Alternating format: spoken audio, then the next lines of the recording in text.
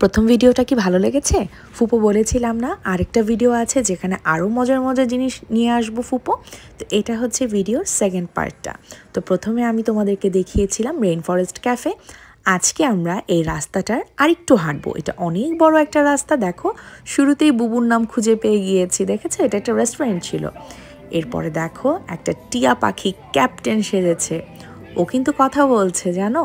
এখানে এরকম আরও অনেক আছে, একটু পাশে যেতেই দেখি এটা একটা রিং মাস্টার, দ্যাট মিন্স সার্কাসের নাম শুনেছ কখনো? দেখো পিছনে একটা সিংহ বসা।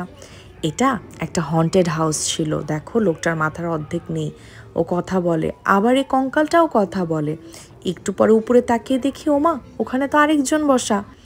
একটু পরে হাঁটতে হাঁটতে দেখি একটা ব্লু কালারের রেইনডিয়ার। রেইনডিয়ার কিন্তু ব্লু হয় না, এই যে এরকমটা হয় দেখতে, জানো।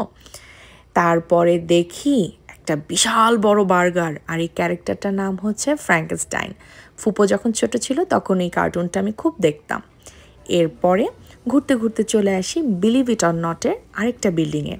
এই গাছের গুঁড়িটা দেখো, যদি তোমরা এটাকে স্ট্যাচু অফ লিবার্টির সাথে তুলনা করো, ঠিক তার পরেই আছে ওর ছবিটা, দেখেছো কত বড় একটা গাছের গুঁড়ি।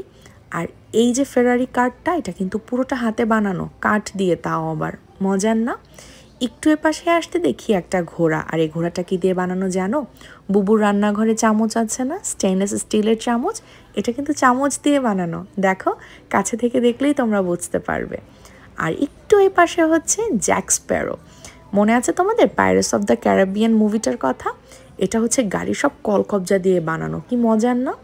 আর এই যে ব্ল্যাক লায়নটা, এটা হচ্ছে তোমার লেদার দিয়ে বানানো, আমি একটু ধরেও দেখেছিলাম। তারপরে বিল্ডিংটা থেকে বের হয়ে আসতেই দেখি একটা ড্রাইভার এরকম করে ঝুলে আছে, পরে বুঝলাম আরে এটা তো একটা বিল্ডিংয়ের ডোর, আর গাড়ি দেখি আকাশের দিকে যাচ্ছে।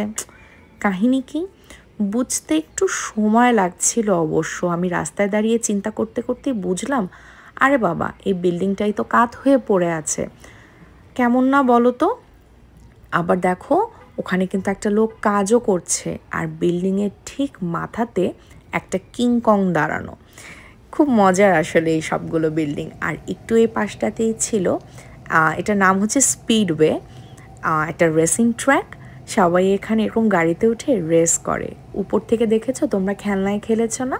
আর এগুলো হচ্ছে সত্যিকারের, খুব সুন্দর, তোমরা থাকলে খুব এনজয় করতে।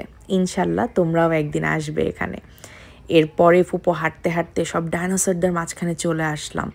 দেখে মনে হচ্ছিল আমাকে দেখে যেন কি একটা বলছে। ওমা একটু ঘুরতেই দেখি আমার ঘাড়ের উপরে একটা, কি জ্বালা বলো তো, এত শব্দ করছিল ওরা, এত গর্জন, বাপরে বাপ, ফুপো তো ভয়ই পেয়ে যাই।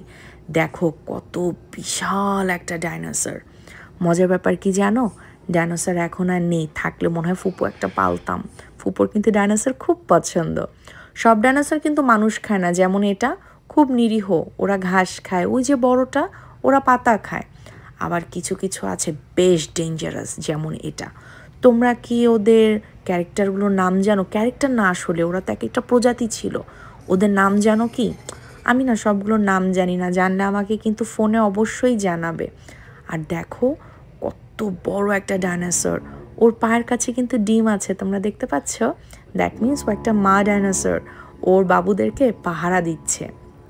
ফুপো ঘুরে ঘুরে দেখছিলাম, কি যে মজা লাগে এই বড় বড় ডাইনোসরগুলো দেখতে।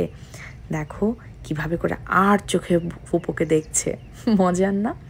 তো এই তো ঘুরে ঘুরে দেখছিলাম আর তোমাদের জন্য ভিডিওগুলো করছিলাম, কত ধরনের ডাইনোসর। এটাও একটা ডাইনোসর পার্ক, আমি ঢুকিনি, বাইরে থেকেই ভিডিও করছিলাম, ঢুকে আর কি করব, বাইরে থেকেই তো সব দেখা যাচ্ছে।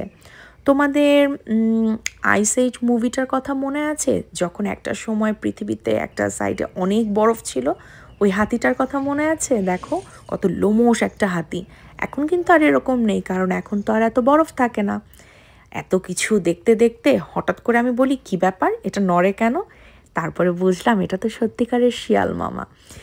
এই ছিল আমার আজকের একটা ভিডিও তোমাদের সাথে যেটা শেয়ার করলাম, কেমন লাগলো ফুপোকে জানাবা কিন্তু। ওকে, টাটা।